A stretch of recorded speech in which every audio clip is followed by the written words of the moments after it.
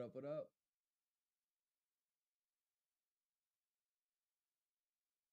Just getting everything set up here.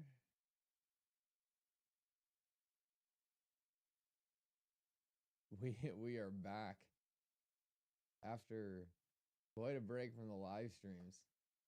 Got a little rusty at setting these things up though. I feel like I had it like down for a bit. Now I'm like stumbling around trying to get everything checked off.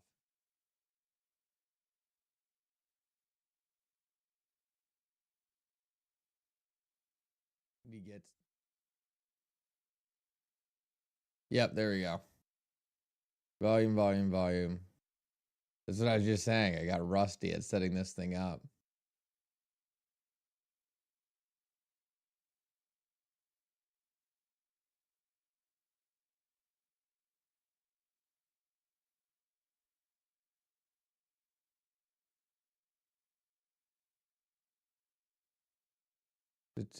And I think we're there.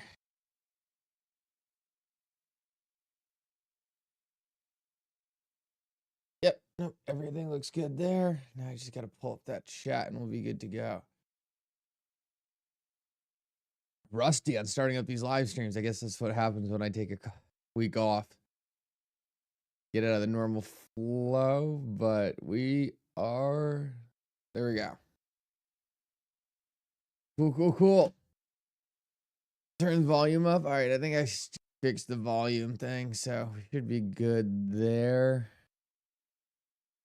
What else do we got? Moon live stream. Not yet. Hopefully soon. Got a little bit of just a boring sort of range on the price right now. I mean, nothing has really changed too much from where we've been watching. Just continuing to ping pong back between these levels, and until something changes there, it's not much interesting happening on the price. This is kind of for all of cryptocurrency right now. I would say, even though there's not much interesting happening on the price, it's at least good that that's the case and the price isn't tanking, because the stock market has been getting hit pretty hard recently. And I'm not sure enough people are really like understanding how nice it is that XRP specifically is really holding up against the stock market. It's not something that has traditionally ever really happened before. And even though XRP is down from that $3 mark, I mean, it's still holding some of these support regions really well. When does the market explode? I think we need to get through a lot of the tariff drama that's happening right now. It's kind of, you never really know what's gonna take the market's headlines and make it so the market is all worked up over something. And I never in a million years did I think it'd be tariffs, but I'm not convinced tariffs mean really much of anything for actual impact on the economy. I think long run is actually going to be kind of bullish. So, I just think a lot of people are worked up into this frenzy of focusing on tariffs, and I don't think it's going to matter much over the long run. When do we find out what today is? In terms of Liberation Day, when do we find out what that means? Do we have any idea?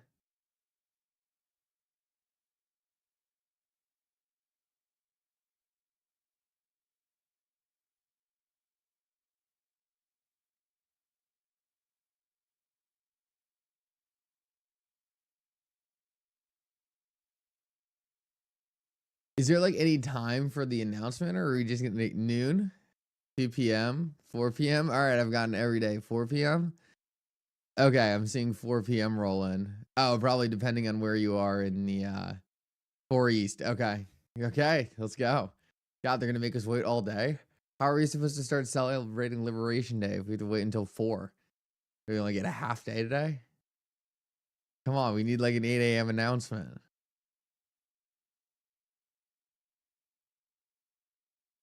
To get a half day on Liberation Day? Messed up. All right, well, guess we'll wait till 4 to figure out what day we're celebrating. I mean, gonna go through half the day, and I didn't even know what day it is. I have no idea what this is gonna mean. A lot of people are saying it's gonna be bullish for crypto. Uh, I don't know. I don't know if it is. Um, doesn't sound like to me like it's as much of a if it's cryptocurrency related, and also like I just have no idea how the market's gonna react at this point. I mean, it's just a total crapshoot. I'm excited for whatever, but I just no idea what this will end up being. Guys, make sure if you're getting here early, you go down, smash the like button. Really appreciate everyone doing that. Took a little bit of a break from the live stream to go get some traveling done, but we're back and as consistent as ever. See what else we got going on. No, this is a good chart Defin just gave me. And this is a Bitcoin price chart, but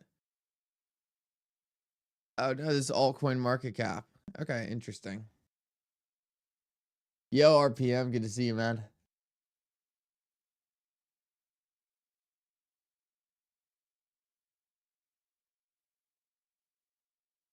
If he throws in XRP as tax free or something like that, that'd be that'd be bullish. Liberation Day. I mean, I mean, now I'm thinking about it. It could be something to do with taxes. I don't know about cryptocurrency taxes per se. Um, as much as I would like that, I don't know. I'm a little skeptical that you just get rid of cryptocurrency taxes. Before anything else, but it's still cryptocurrency or just taxes in general. That sounds like it aligns pretty close with Liberation Day, but they're not making enough on tariffs, in my opinion, right now to just get rid of taxes. So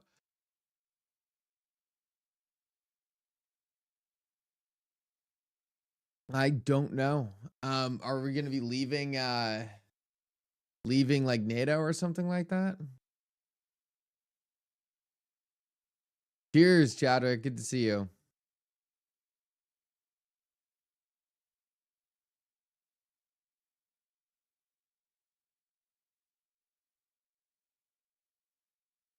Uh,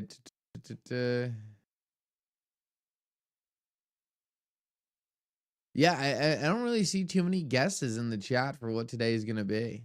Um, really curious what people think. I mean, it seems like everyone has no idea. All the tariffs to be paid in XRP. I mean, I don't think that's gonna happen, but liberating from the Federal Reserve. Oh, good fire dog. It gets me up and running in the morning too sometimes. Um, I don't think it's liberation from the Federal Reserve. You know, if if Trump came out and he was doing liberation from the Federal Reserve, the markets would get destroyed. Destroyed. Um it's that liberation from the Federal Reserve. I think that's probably something that's going to require a little bit more time. That'd be a pretty big change in the entire monetary structure of the United States. And even if you liberated from the Federal Reserve, here's what a lot of people don't really understand. Like, you can't just get rid of the Federal Reserve without like destroying the entire system. They're kind of like a critical piece of money creation. So if you just say like get rid of the Federal Reserve, well, that's fine. But like, are you gonna replace the Federal Reserve with a new institution, or are you just gonna just break the financial system and not fix it? So, um, I agree that people might not like the Federal Reserve.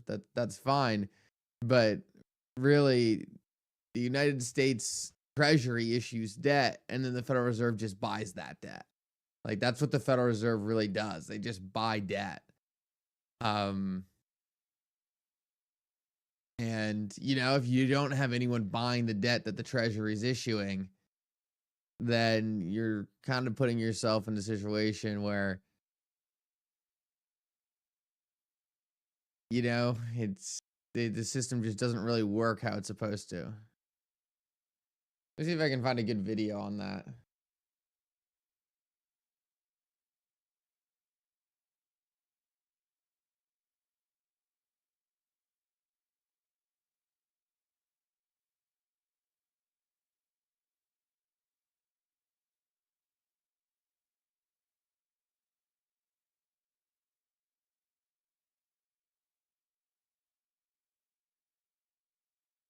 Sure, I can.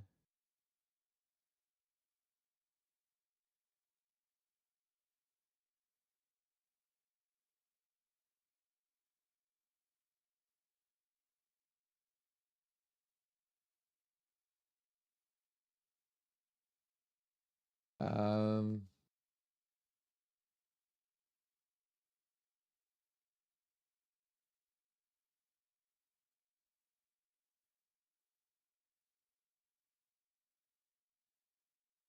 I want to find a video that I think accurately break it down.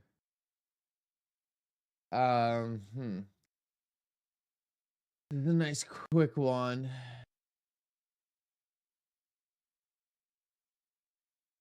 See if this is good. See what else we got in the chat. Please remember, no matter what happens today, crypto's long term must go through the pain for the gain. Rondell, that's great. That's absolutely true.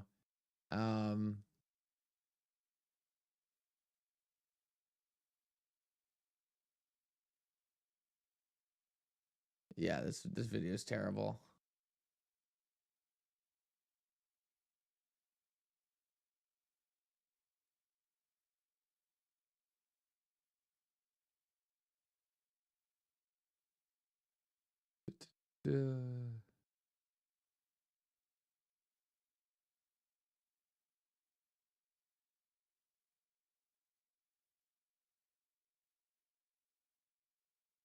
Yeah, I'm not gonna be able to find a good video right now unless I can find something on X.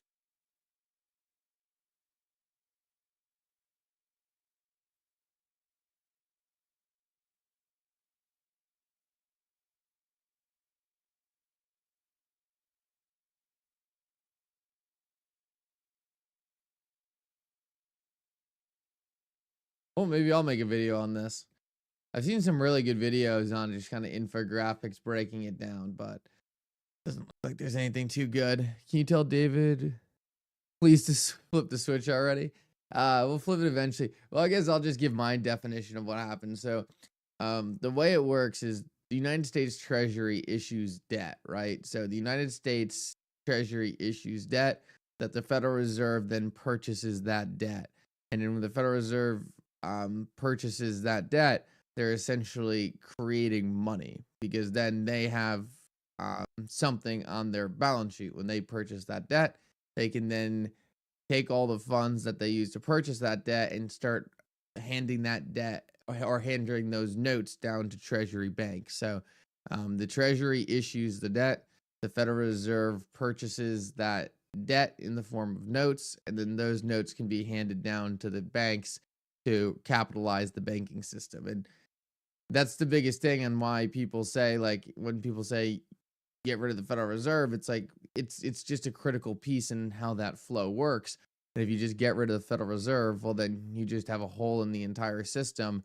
And then if you want to talk about what the new system would be, you're talking about directly issuing money, and then that's like gets into a whole nother rabbit hole of whether or not you would want you would architect the entire financial system. I kind of did a video on it last night though.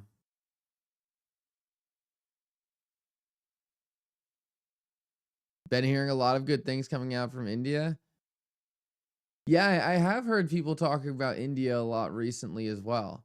I haven't seen anything too concrete, but um, I have heard kind of a lot of people pinging me on India. I'm scrolling through X right now. There just doesn't seem like there's a whole lot of XRP news specifically coming on. Let's take a look at CNBC real quick, see if they're talking about anything interesting.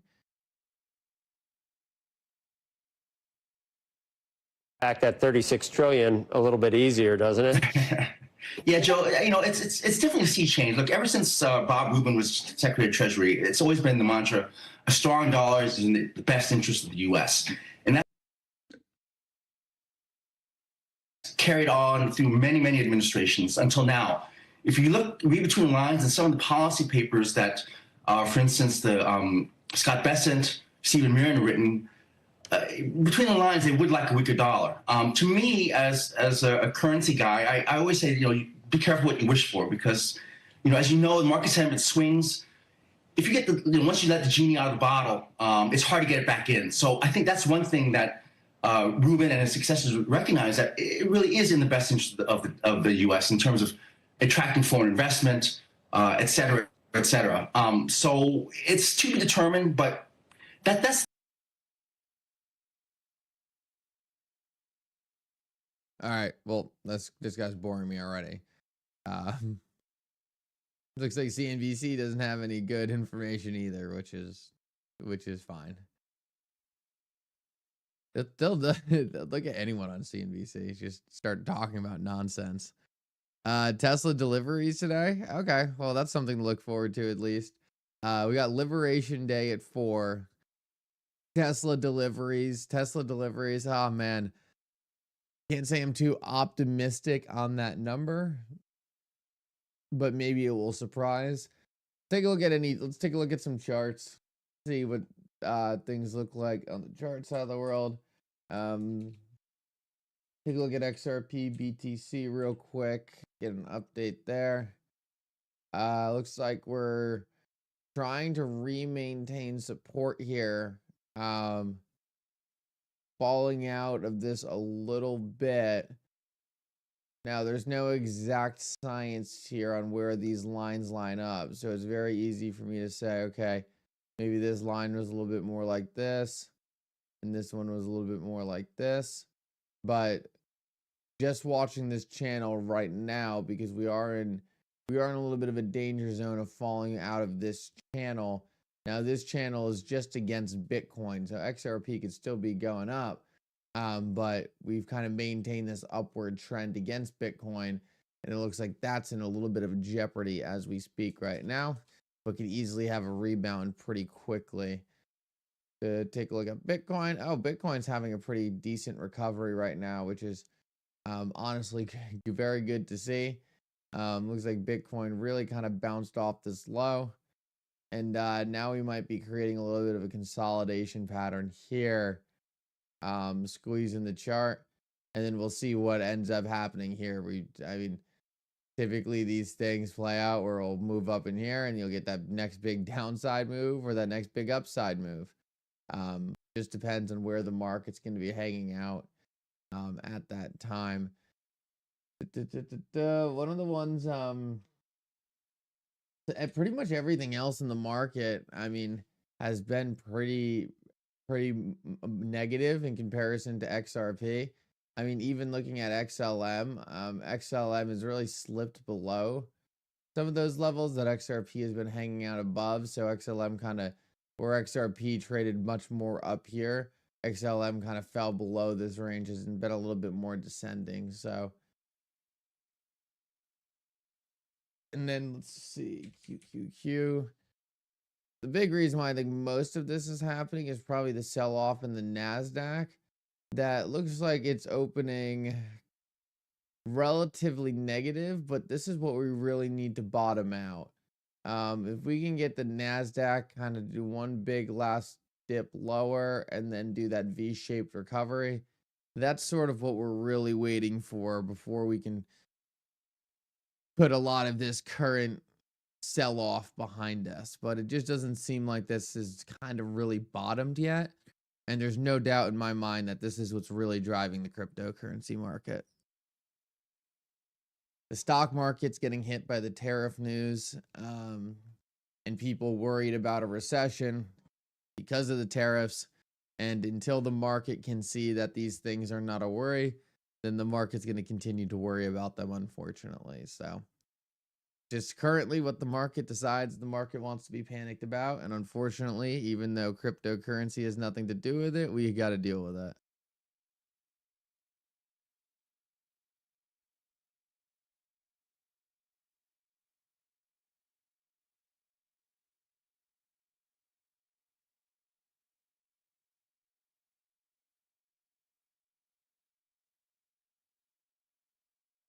Well, we'll see what Liberation Day is. If Liberation Day, Trump says, okay, we're getting rid of all the tariffs, I think you'll see a massive pump, but I don't think that's what Liberation Day will be. I'm curious. I wonder what Grok thinks Liberation Day will be.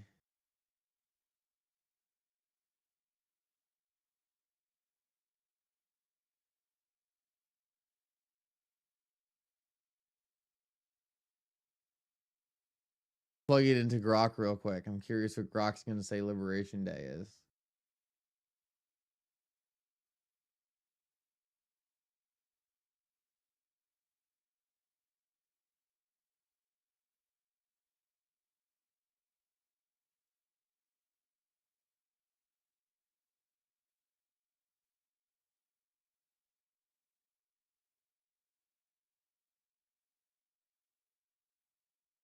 ChatGPT actually does think it's going to be tariff focused. So Grok thinks it will be tariff focused. That's interesting. Let's if it's tariff focused, it can very easily be a negative catalyst for the market if it's not framed right. The market is already very sensitive to a lot of this tariff news. So if this comes out and the market says, oh, this is more tariffs, I don't think the market's going to like it at all.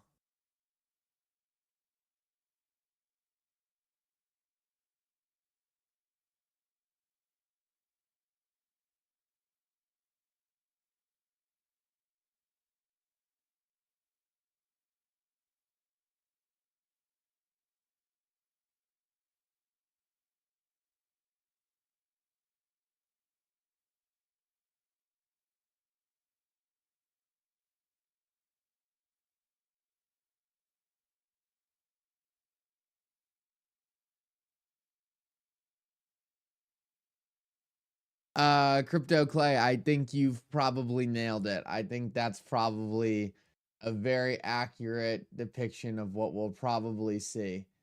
And how I'm just curious what the actual changes are going to be, right? Are there going to be changes? Is it going to be a change of the tariff policy? What are those changes going to be? Crypto Clay, I think you've absolutely nailed the concept behind it. I'm just not sure what the actual action items will be.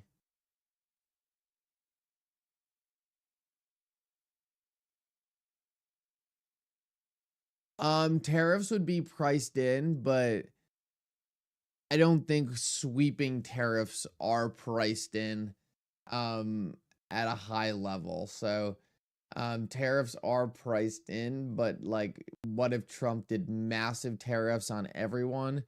That I don't think is priced in. I think just the current tariffs that we have right now are priced in.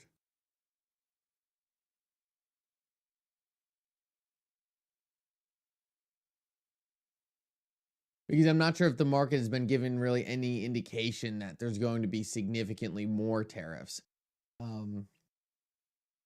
Normally the market prices stuff in when the market knows something's going to happen. It just hasn't happened yet. Thank you, John. Appreciate that. Any country that is putting tariffs on the United States, we will have reciprocal tariffs. It's pretty simple. Yeah, I would think that would make a lot of sense from my perspective. I'm actually very pro. I actually think the tariffs are a really good idea, and I think it'll be good for the United States over the long run. But for whatever reason, the market sees it as a very negative event. And even if the tariffs make a lot of sense in the short term, the market's just going to continue to make it seem like it's a bad thing.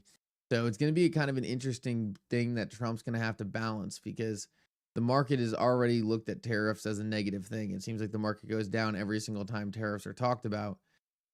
which isn't the end of the world, but it's also one of those things where it's like, all right, well, Trump cares a lot about his appearance in the market, and it's giving people a lot of firepower to start saying, okay, well, clearly the market doesn't like this, even though the market's sometimes irrational in the short term and rational over the longer term.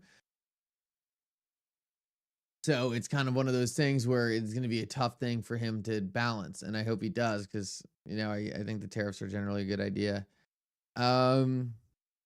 Tariffs will cause inflation. I don't think tariffs, I think the comment about tariffs will cause inflation is a little bit misguided, because I understand why people say tariffs will cause inflation, because if you just listen to mainstream kind of opinions on inflation and tariffs, they just say tariffs will cause inflation, and they make it sound like it's as simple as that. But I want to run a quick experiment with you guys. Here's the inflation data of the United States. And let's find out where Trump did his first round of tariffs.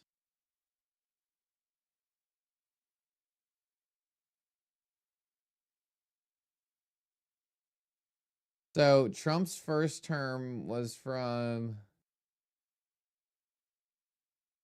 2016 to 2020.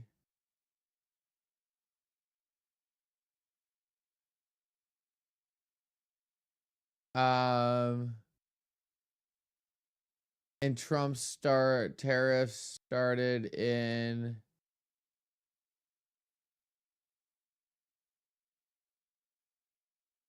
essentially January to March of 2018.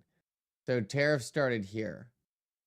And what you can see is in Trump's first term, after tariffs started going on, inflation actually went down.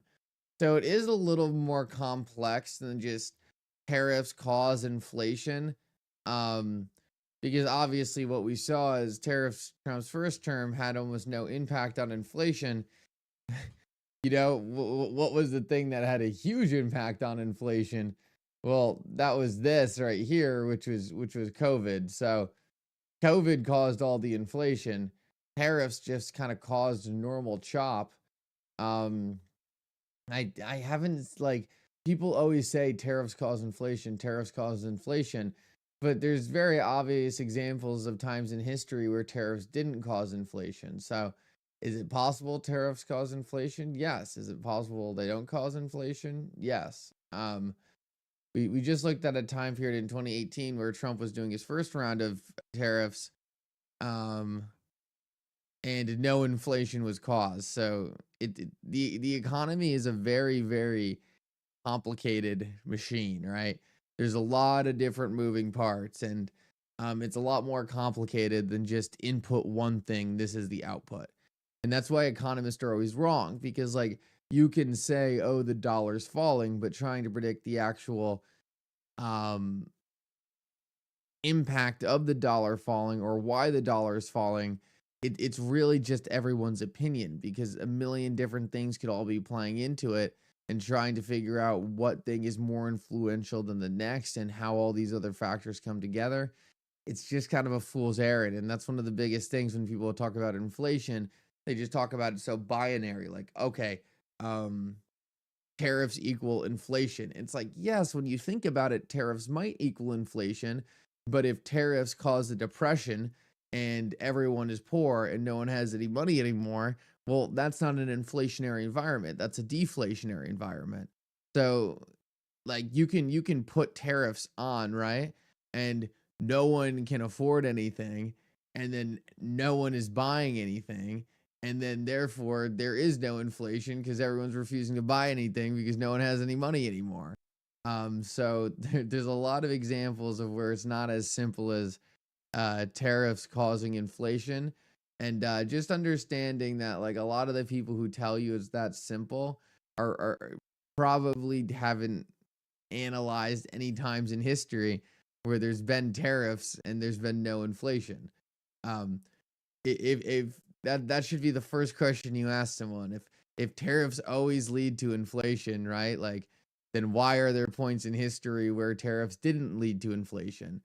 And then the only other answer anyone can ever come with you is that, okay, well, it's more complex than just that, which is the exact point I'm trying to make. It's a lot more complex than just saying tariffs equal inflation. So, kind of just rambling on about that at this point, but I think it's definitely interesting.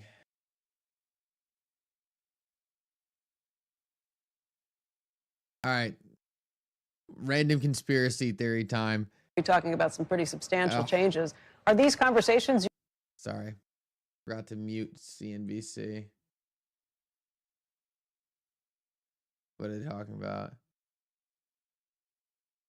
Oh, such boring topics. They're talking about Ford in Ontario. Who cares? I thought this was kind of weird and crazy. So Simon Tixon, who's a pretty big Bitcoin maxi, said this was the conclusion I came to as well. I can't prove it yet, but this follows the same familiar pattern we've seen time and time again with the classic entrepreneur agent story. And what this person is saying is Michael Saylor is a made-up name. His Wikipedia and his entire bio look like they're made up. Just go down the rabbit hole.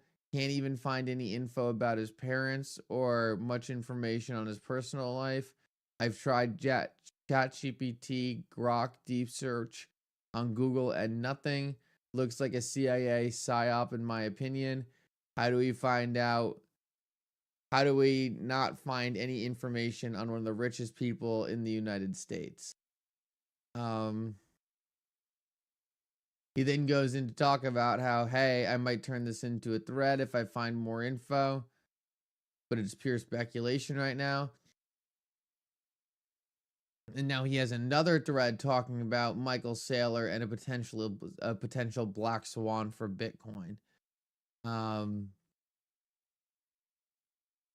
So very interesting. It seems like even the Bitcoin ecosystem is starting to ask some questions on Michael Saylor.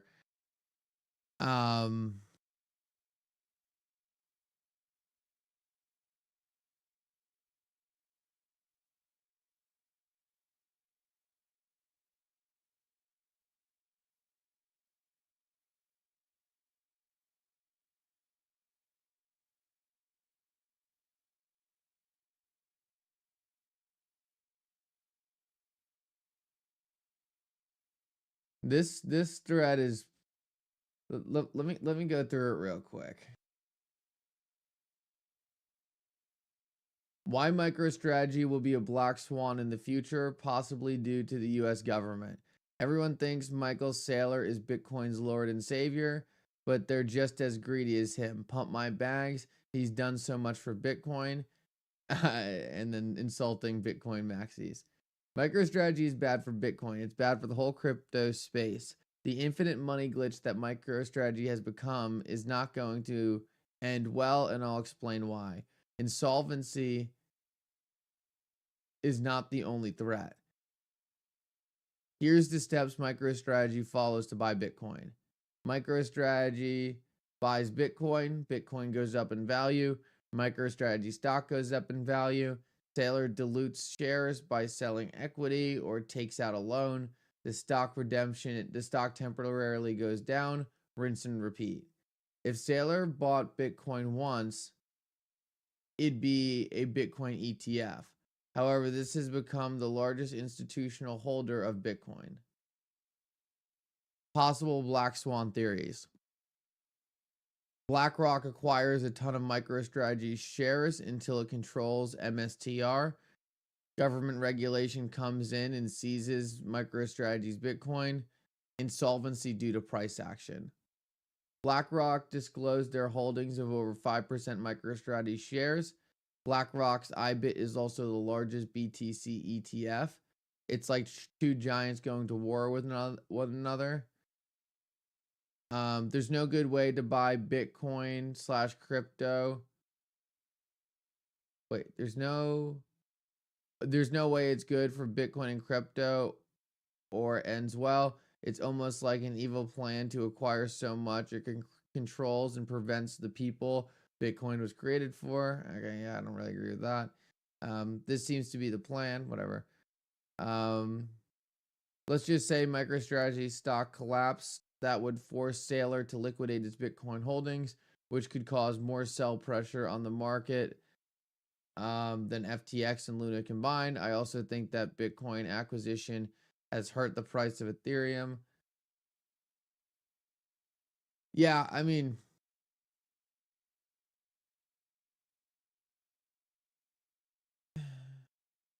more of a, oh, I think, rather than anything too concrete. But I mean, I generally agree that it's this infinite money glitch on Bitcoin. I don't think will personally last much longer. I think kind of the point that I would agree more than anything is just the issue with the MicroStrategy equity. Because if MicroStrategy equity continues to get beat up, it's gonna put Saylor in a really tough place. If MicroStrategy's equity continues to get beat up, it's gonna be very hard for him to keep purchasing Bitcoin. But it actually does look like MicroStrategy has had some kind of a decent rebound recently. I'm actually kind of surprised to see this. It's doing a little better than I anticipated. We actually drew out this line the other day that MicroStrategy. That's not what I want to do. We actually drew out this line the other day that MicroStrategy had to get above. And boy, it's trying. MicroStrategy pretty much worked itself right up to this line. Don't think it's done it yet, but it has to try to break out of here. If it doesn't break out of this descending region, it's gonna be tough news. So it's got to really buck this formation and get parabolic pretty quick. I don't know if it can do it. I mean, it's gonna be it's gonna require a lot of Liberty Day love to make that happen.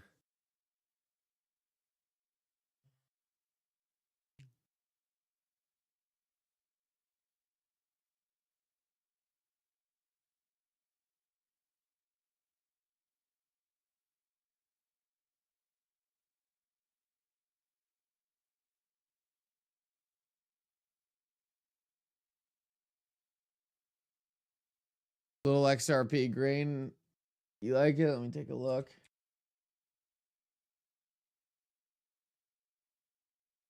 Yeah, $1.12, not bad. Kind of just holding the same old levels. It's been a nice, boring grind sideways for quite a bit now. Just the way XRP works. I mean, eventually, once everyone's really can't take it anymore, and the trading sideways has everyone complaining and selling XRP. That will be the time where XRP makes its next big move. So it's kind of always how it works. Whenever everyone kind of reaches that max annoyance or max fear time, that's where XRP makes its next big step up. So the more and more impatient and the more you feel like you're waiting forever, that's typically a sign that we're getting closer and closer to something good here.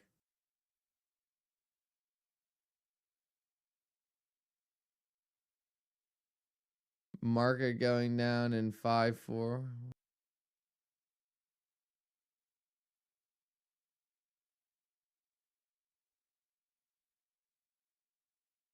Does Ripple take payment from their escrow every month? No, because Ripple's not really normally the one minting RLUSD. Most of the time, companies are coming to Ripple and asking to mint RLUSD. So it's not really normally Ripple paying to mint RLUSD. It's normally other companies. Oh, Tesla deliveries just came in?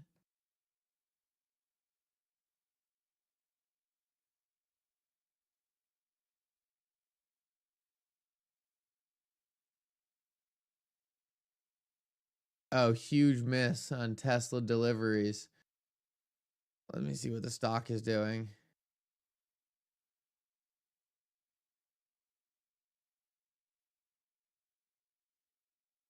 It's already down 4%. Yeah, that's Not ideal. Huge miss on Tesla deliveries.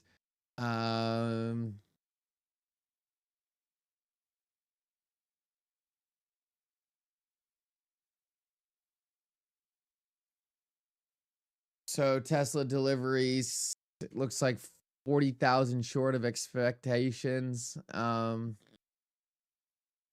Also made less vehicles than expected, so market will not love that, but it doesn't look like the general market's really reacting.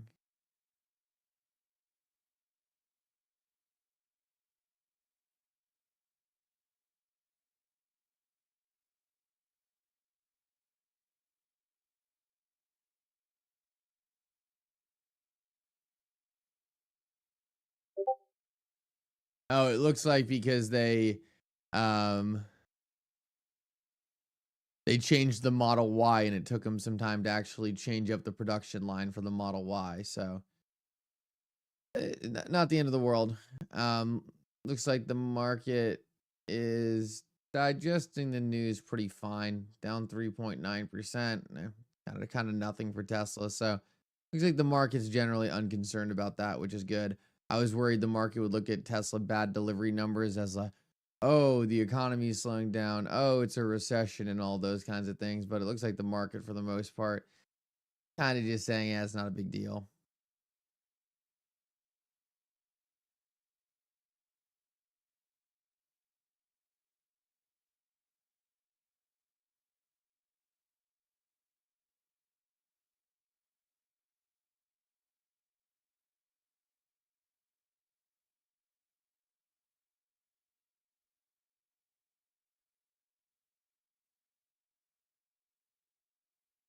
All right, guys, with that said, I'm going to cut it off a little early today. I mean, there's really nothing going on in the market right now. Whenever we get times like this, it normally means we're right around the corner from a pretty exciting week. So we'll see what happens later today. I'm sure there'll be a lot to cover tomorrow morning. But right now, the market's just kind of dried up. It doesn't seem like much action is happening. So I'll cut it here. Guys, thank you.